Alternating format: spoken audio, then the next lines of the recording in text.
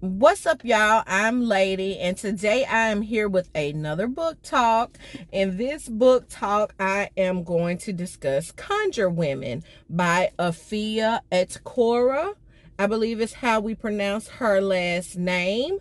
I read this book over the course of 12 days. It took me a while, but I did have access to the physical book and the audio book.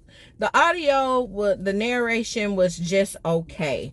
I'm glad that I had the physical book because in this story it goes back and forth in its timeline, and sometimes that became a little confusing for me. So I'm glad that I had access to the physical book. So I'll read to you all really quickly what it says. It says, Conjure Women is a sweeping story that brings the world of the South before and after the Civil War vividly to life.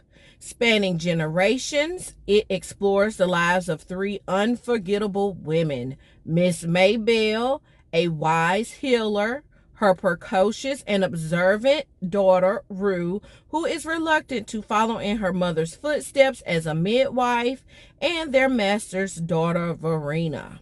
The secrets and bonds among these women come to a head at the birth of an accursed child who sets the townspeople alight with fear, spreading superstition that threatens their newly won tenuous freedom.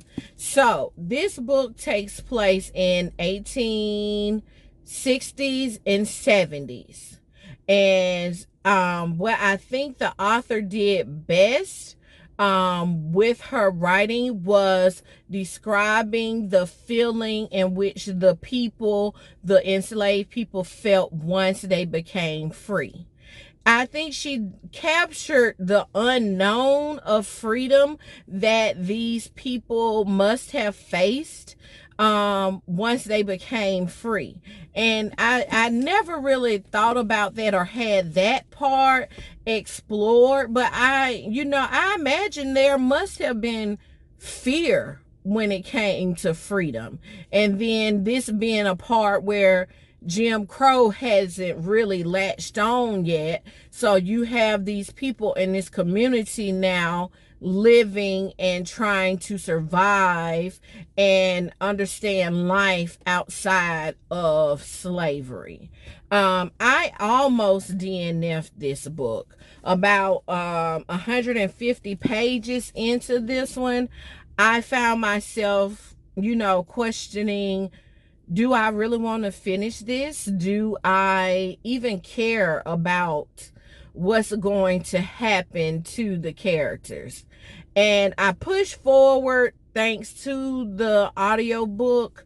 But this one here, overall, I just did not like the story. I truly feel that I may have read this one too close to reading The Healing. The Healing was excellent.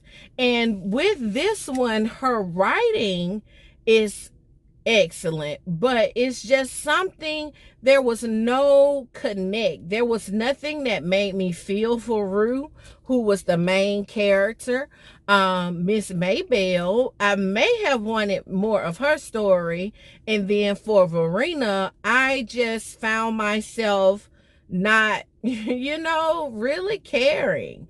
And so I can't say whether or not I would recommend this one. I think overall I gave it 3 stars. I have some notes here. I'm trying to see. Yeah, it's average. When I feel like with these stories, you have to get me with emotions, and that's what I think the author failed to do. Like I said, the one thing I liked is how she explored how the people felt with their newly found freedom. And then also, let me mention this because I don't know, Conjure Women, right? That's the title of it. I can't say that these were Conjure Women. There were a few things that happened that took me by surprise in this story, and made me question where was the author trying to go with this.